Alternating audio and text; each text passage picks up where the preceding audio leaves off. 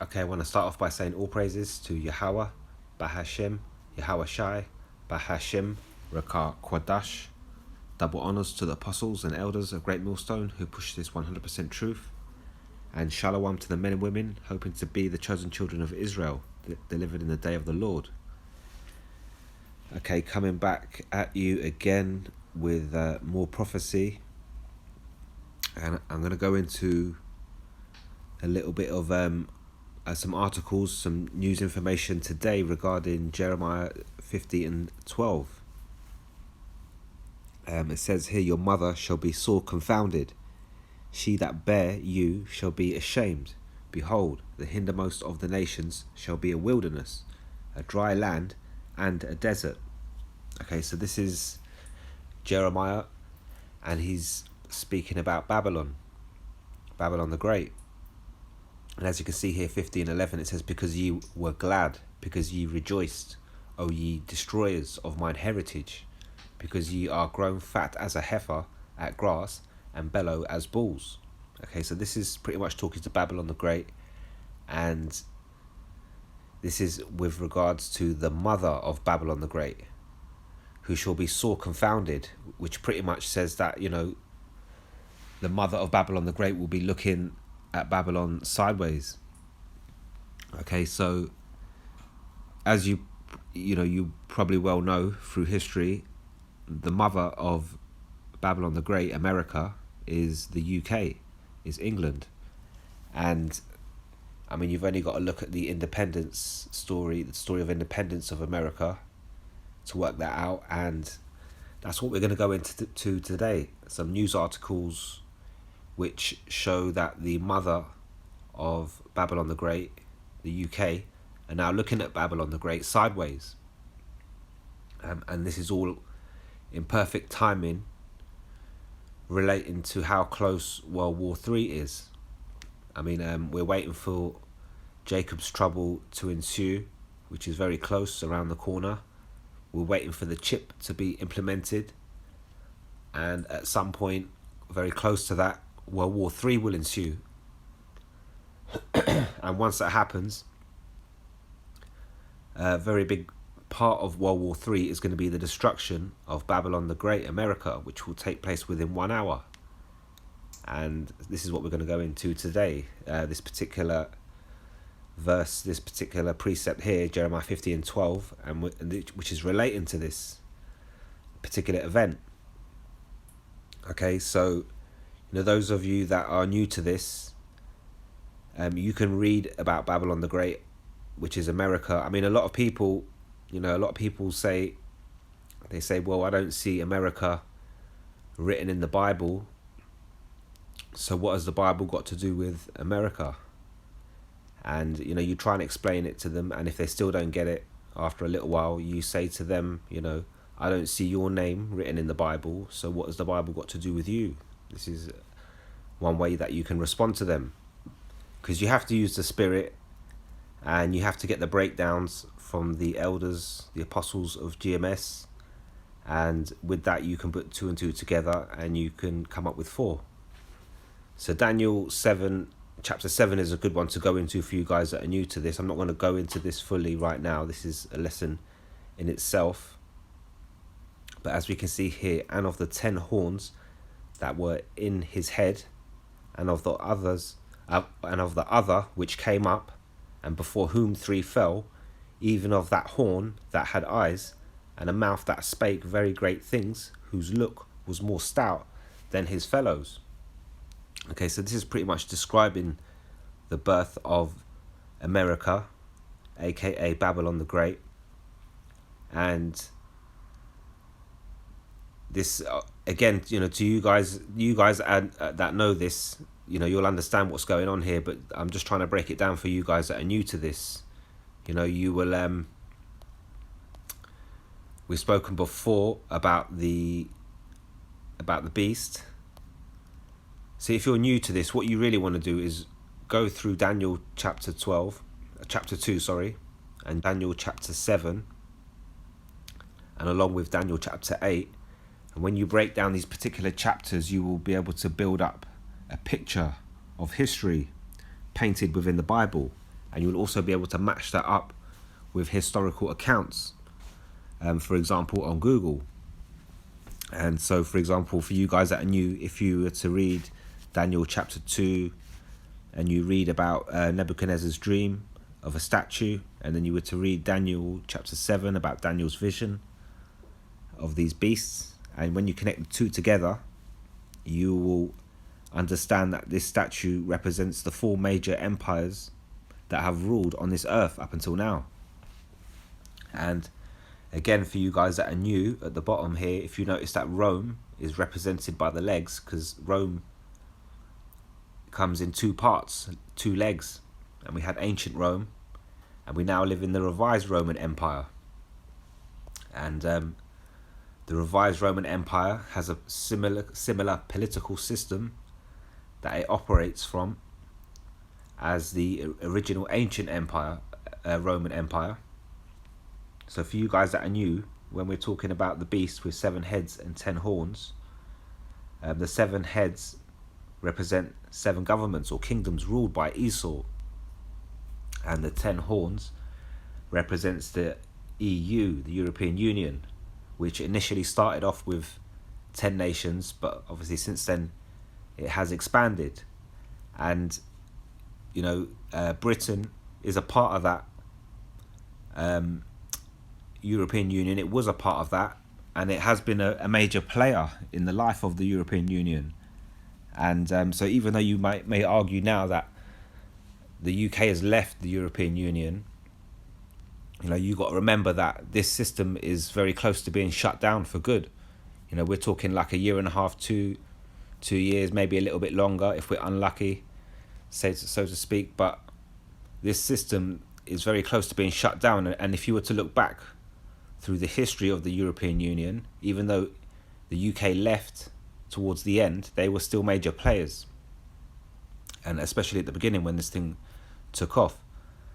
So, back to you guys that are new to this, when you read through Daniel chapter 7 and 20, and you read of the 10 horns that were in his head, and of the others which came up, and before whom 3 fell.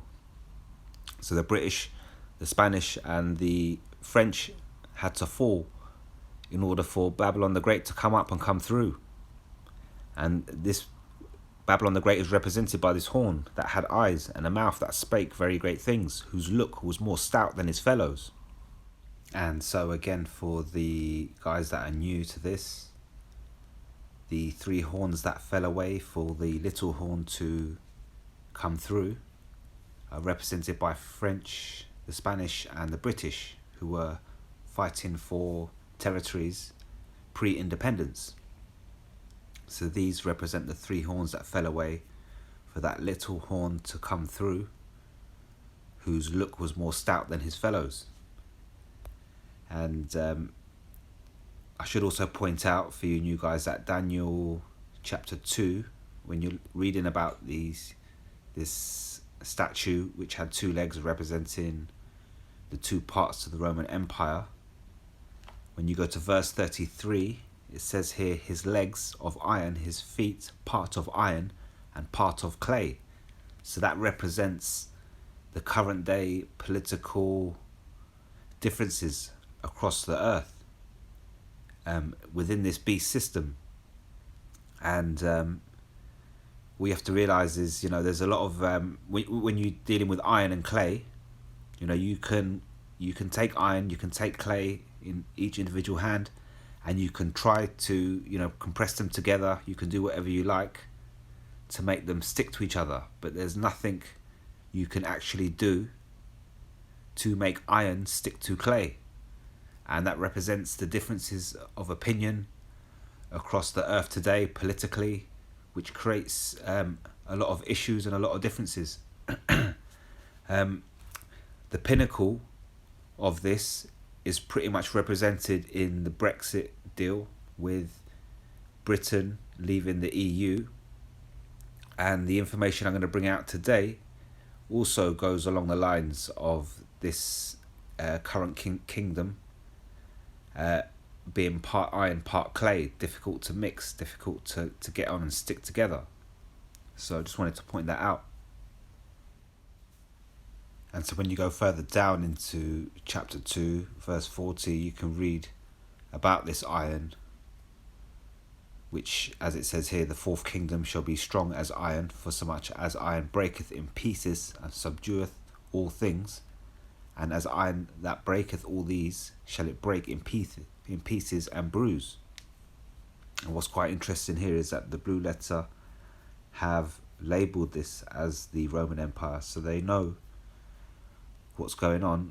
That whether they admit to part A and part B, I'm not so sure, but they're showing you that this is representing the Roman kingdom, and we're in the part B now. And if you carry on down, verse 42, and as the toes of the feet were part of iron and part of clay, so the kingdom shall be partly strong and partly broken. And that's what we live in at the minute. We live in a kingdom that is partly strong and partly broken. Okay, so that's just a quick one on the birth of Babylon the Great, and you can also read about the destruction of Babylon the Great here in Revelation 18 and 8, as well as Jeremiah chapter 50, and so on and so forth, Isaiah 14, and there's plenty of other breakdowns on it. But if we see here Revelation 18 and 18, therefore shall her plagues come in one day, death and mourning and famine, and she shall be utterly burned with fire, for strong is the Lord Yahweh who judgeth her. Okay, so people say that Babylon the Great, how do you know Babylon the Great? How do you know America is in the Bible? We read about the birth and we read about the destruction. And as we can see here in Revelation 18 and 10, standing afar off for the fear of her torment, saying, alas, alas, that great city Babylon, that mighty city, for in 1 hour is thy judgment come. And that's how long it's going to take once these ICBMs get fired upon Babylon the Great. It will only take 1 hour to destroy that country and turn it into a desert. And Babylon the Great, America, will be no more. Okay, so like I said, we're going to go into Jeremiah 50 and 12 to see what's happening in terms of the UK. Because when you think of the UK, it's easy to imagine a lot of these nations firing ICBMs at Babylon the Great. They already have a reason to do it, so to speak. But, when you look at the UK and you think to yourself, well, it's hard to fathom the fact that the UK will fire ICBMs upon Babylon the Great, which is America, because they have a special relationship. Now looking here at Revelation 17 and 16, and the 10 horns which thou sawest upon the beast, these shall hate the whore, and shall make her desolate and naked, and shall eat her flesh and burn her with fire. So again, this is representing the destruction of Babylon the Great, and this is showing you that the 10 horns which thou sawest upon the beast, these shall hate the whore. The whore is Babylon the Great, and shall make her desolate and naked, and shall eat her flesh with those ICBMs, and burn her with fire with those ICBMs. So this is something that has to take place. And like I say, for the UK to get involved, you have to ask yourself, for the UK to get involved, something has to happen between now and then for them to start becoming upset with Babylon the Great. So that when it comes to that time, that ICBM time, they're going to be in the mood. They're going to say, yeah, cool, we're good to go with this. And as the scriptures tell you, Jeremiah 50 and 12, your mother shall be sore confounded. She will be looking at you sideways. She that bare you shall be ashamed. So there has to be something in the news which shows us that the UK is ashamed with Babylon the Great. And we're seeing that situation develop right before our eyes with this situation in Afghanistan. Okay, so pretty much what you've seen is an alliance over the last 20 years. Babylon the Great has had its idea to go over to Afghanistan and take the UK with it because they have a special relationship. And, pretty much wherever Babylon the Great goes, the UK won't be far off behind them. And so these guys have been over there working together, which is so-called liberating the country, if you like. This is what they call it. And all of a sudden now, Babylon the Great have pulled the rug from under the feet of the UK and said, look, we're going home. We're getting out of here. You better get your people out of here. And what that's doing is that's causing a situation between them. Now, the reason why Babylon the Great want to exit Afghanistan ASAP is because, as we know, the next prophecy is due to take place, which is Jacob's trouble. The chip will soon be implemented, and that will all coincide with martial law being pushed in Babylon the Great, which is America. So for that reason, Babylon the Great want to pull all their troops back home ASAP, which has left the UK kind of scratching their head, thinking, well, could you not give us a little bit more time? Now the reason, as we can see here, Revelation 12:12, therefore rejoice, ye heavens, and ye that dwell in them. Woe to the inhabitants of the earth and of the sea, for the devil is come down unto you, having great wrath, because he knoweth that he hath a short time.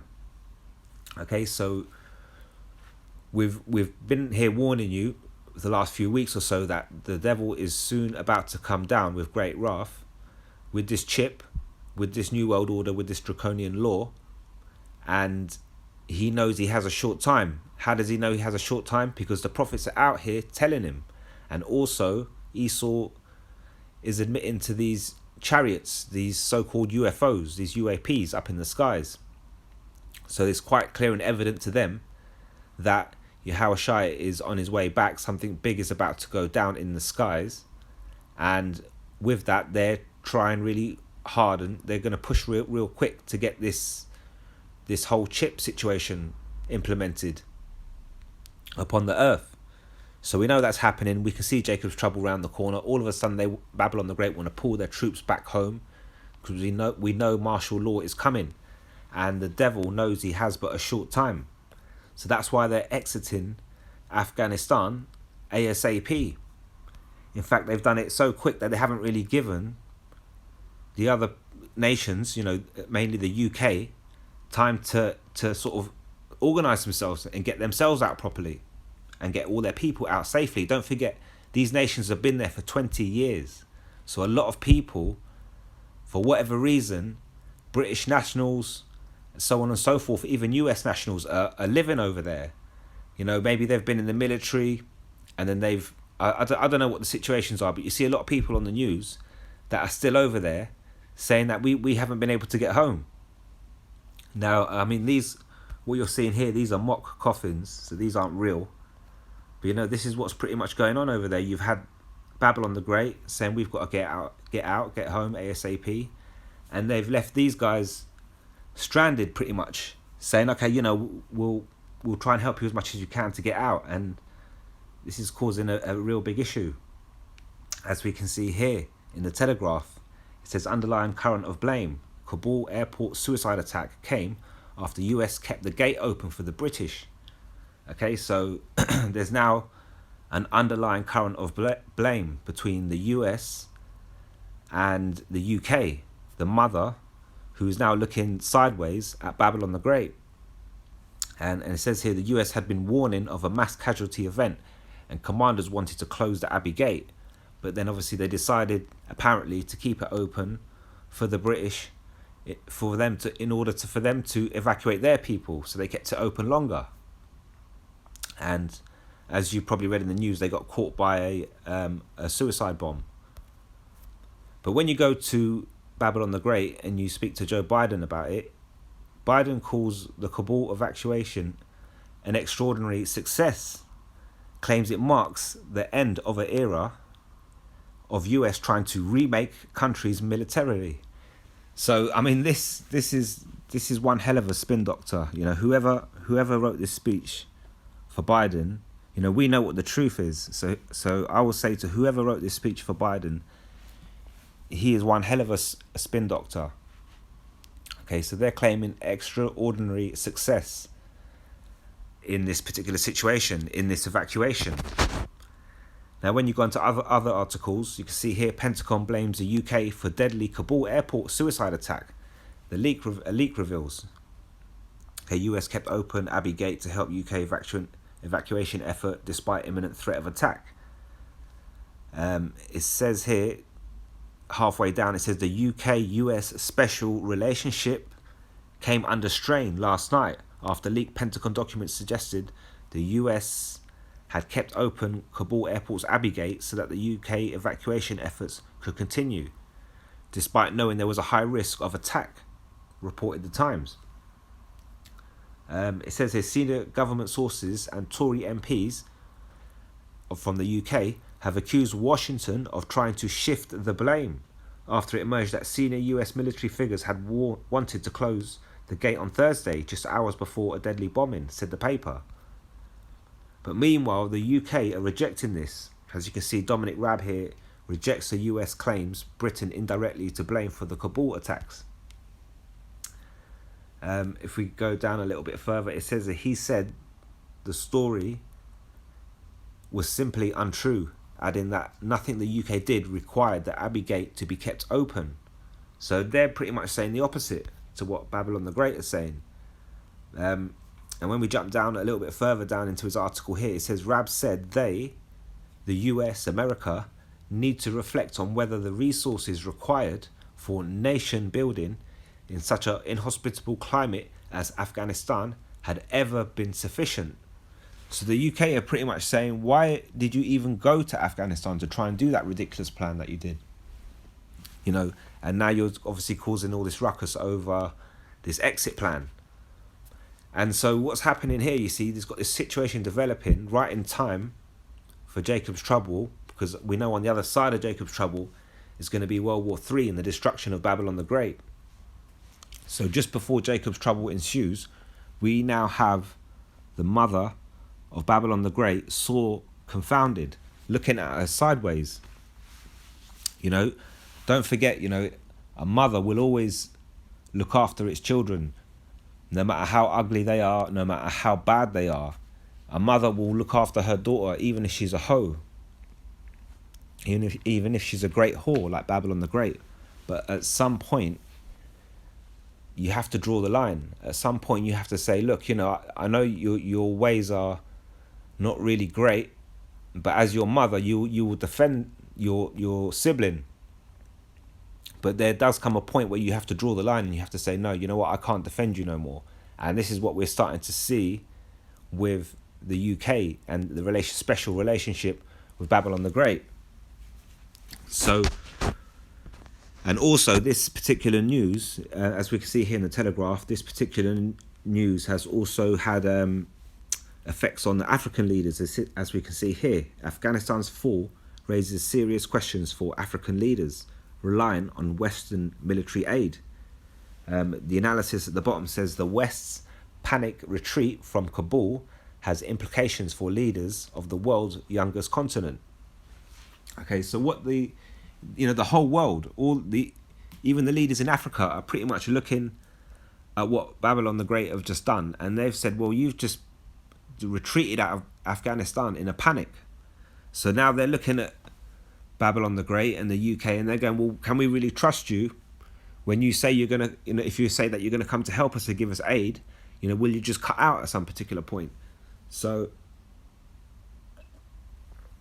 this particular situation is having other effects, but the main point I wanted to bring out is between that special relationship between Babylon the Great and its mother.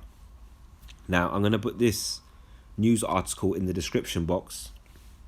It's only 9 minutes long, and if you can just watch the first 4 minutes, this presenter will give you the entire rundown of events that have been taking place between the UK and Babylon the Great, America, within the last 6 months or so. And he will clearly show you them quite quickly in short, sharp points, and you will then be able to see how the relationship between Babylon the Great and the UK is deteriorating quite quickly. It's on the decline. It's turning sour. So, like I say, I'm going to put this clip in the description box, and if you've got 4 minutes, watch the first 4 minutes, and that's all you need to know. So all this will result in the destruction of Babylon the Great. You see, like I said at the beginning, eventually Babylon the Great will be destroyed in 1 hour. And the 10 horns, the European nations, will turn at Babylon the Great and fire ICBMs and help destroy it, as well as other nations around the world. But we're dealing with the 10 horns, and mainly the UK. Now it says here in Isaiah 14 and 22, "For I will rise up against them, saith the Lord of hosts, and cut off from Babylon the name, and remnant, and son, and nephew, saith the Lord. I will also make it a possession for the bittern, and pools of water, and I will sweep it with the besom of destruction, saith the Lord of hosts." Okay, so Yahweh Bahashim Yahweh Shai, through the prophet Isaiah, telling you quite clearly here that Babylon the Great will be a possession for the bittern and pools of water. Now a bittern is a bird like this, basically. I would say similar to this, but this is a bittern, and these are pools of water. And it's quite funny because when you look at the perfect habitation for a bittern is in an area like this. So Babylon the Great will look similar to this landscape, although you probably won't see the trees, because once that nuclear fire hits that and tears through that country, I doubt there will be many trees left standing with leaves on it.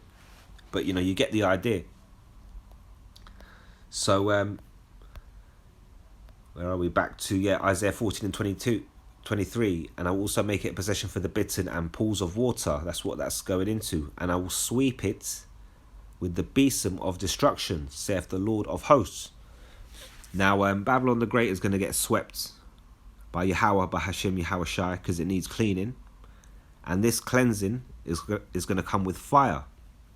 Unlike the last time during the days of Noah, the earth had to be cleansed with water, and this time it's going to be cleansed with fire. And it says here, "I will sweep it with the besom of destruction." Now besom is a sweeping agent, so he will sweep it with a sweeping agent of destruction. So an agent of destruction is an intercontinental ballistic missile, and they have a sweeping effect once they strike land, and they pretty much create this scenario. So you get the besom of destruction, and this is the type of fire that is going to be tearing through the land of Babylon the Great. ICBMs are going to be hitting all over the place, and the earth shall rock like a drunkard to and fro. And meanwhile, you're going to see scenes like this all over Babylon the Great, as Yahweh Bahashim Yahweh Shai cleanses the land for all its pollution. Okay, so you can look this up for yourself. These are ICBMs here, agents of destruction that have sweeping effects with fire. And you can see right here now, this is the size of an average man, and this is pretty much how big these things are. So you can imagine, these are going to be raining down on Babylon the Great, and it's going to take 1 hour to totally destroy that land.